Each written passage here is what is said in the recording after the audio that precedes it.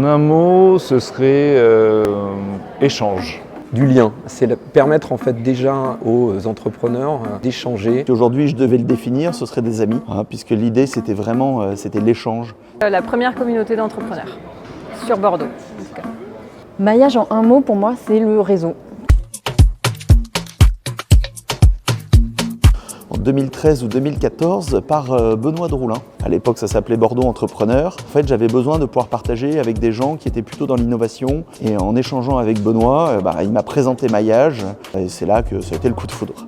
J'ai connu Maillage qui était Bordeaux Entrepreneur en étant la première permanente de l'association. J'ai connu Maillage à la création par Julien, Benoît et toute la première équipe en 2012-2013 je dirais. Au lancement de l'association, parce que à l'époque j'étais salariée de Julien Parou, l'un des cofondateurs. Il m'avait demandé un petit coup de main pour l'aider dans l'organisation. On avait envie de créer un événement qui permette enfin de réunir les entrepreneurs et les investisseurs. Et on a voulu faire quelque chose plutôt décontracté, donc nappe à carreaux au bord des quais. Et c'est comme ça qu'on a pensé à une première soirée qui s'appelait Quai des entrepreneurs. Et j'ai participé au premier Quai des entrepreneurs sur la péniche en tant que pitcher.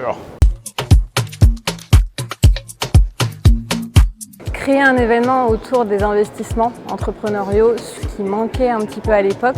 Et surtout à l'époque à Bordeaux, il n'y avait absolument pas de fonds et donc ça permettait de faire venir des fonds parisiens. Permettre à des startups qui cherchent à financer leur croissance de rencontrer des fonds d'investissement. Ça sert vraiment à mettre en relation, à faciliter la mise en relation entre des investisseurs et des startups qui cherchent à lever des fonds. C'est le speed dating, je les rencontre, on voit si ça match et si on a envie de continuer, on va discuter un peu plus tard sur les vrais sujets. Je pense que c'était la première soirée, parce qu'elle était vraiment, c'était une énorme surprise. C'était cette levée de fonds que j'ai pu opérer grâce au Bordeaux Invest Day. C'est tous les fous rires qu'on a eu avec Mélodie. C'est que malgré l'enjeu de la journée, il y avait une obligation sur le buffet, comme à chaque événement, c'est d'avoir les fraises Tagada pour plaire à Julien. En 2014 ou 2015, et quand j'ai présenté ma société lors de ce concours, le jury m'a expliqué que c'était un beau petit projet mais que c'était pas très bankable, donc je me suis fait jeter dès les sélections. Mon pire souvenir, je pense que ça a été d'être bloqué sur ce tout petit quai il y a 10 ans. On avait choisi le château de Portès, qui était un très beau lieu, un peu en dehors de Bordeaux, et on avait décidé que les investisseurs arriveraient par bateau, parce que c'est un château qui est le long de la Garonne. Sous une pluie battante. Sauf que j'avais pas tout à fait vérifié qu'entre le quai pour arriver et le château, il y avait un petit portillon. On était une 15-20 en fait sur ce tout petit ponton, sans clé, entre un bateau, la Garonne, et un ponton fermé. Le bateau, donc accompagné de Julien, avec tous les investisseurs et Aurore, ils se sont tous retrouvés derrière le portillon, sous la pluie, à attendre. À faire patienter des investisseurs qui nous demandaient ce qu'on faisait là, et nous-mêmes, on ne savait pas vraiment ce qu'on faisait là en fait. Une boîte vraiment qu'on a vraiment eu plaisir à avoir et à nous amener, qui était dans l'association, c'était Je loue mon camping-car, c'était Yascapa, qui est quand même maintenant une super boîte. Quiet sur la vaisselle pour la restauration collective.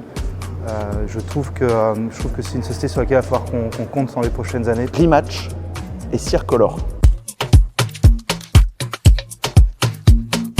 La même chose, parce qu'en fait on fait plein de choses, même quand on n'a pas trop d'argent. Je pense que plus il y a de monde, plus ça crée de la valeur. Ce serait inviter encore plus de monde. Et amener le public moins entrepreneurial autour de ça, je pense que ça créerait de la valeur. Donc peut-être un lieu très grand pour pouvoir inviter le maximum de personnes. On louerait l'Arena en fait, on ferait venir Georges Clooney qui descendrait en rappel. Je pense qu'on ne ferait peut-être pas un Bordeaux Invest Day, mais on ferait peut-être un Carcan Invest Day pour pouvoir aller au bord de la mer. Je prendrais des piscines à balles. Je suis pas sûr qu'il y ait besoin de budget illimité. Je louerais des poneys. Aujourd'hui, moi j'ai tellement aimé en fait tout ce côté convivial. Est-ce que le budget limité ne tuerait pas ce côté convivial? On pourrait louer aussi The Weeknd qui pourrait faire un petit concert pour l'ouverture. Prévoir plus d'échanges, plus de fonds et plus de startups pour qu'on puisse arriver à financer encore plus d'entreprises. Je suis un grand fan du Bordeaux Invest Day. C'est vraiment le plus bel événement entrepreneurial de Bordeaux. On réfléchit à faire un Hollywood Invest Day l'année prochaine, mais soyons sérieux, ce serait moins grandiose. Si on y repense, hein, c'est quand même grâce à moi qu'on en est là aujourd'hui. C'était beaucoup mieux avec moi, mais ça les gens le savent. Le maillage, c'était mieux avant parce qu'avec des hommes. Bon, depuis que c'est maillage, ils essaient de s'en sortir, mais quand même, on sent que ça rame hein, quand même. En fait, c'est mieux maintenant parce que c'est que des femmes.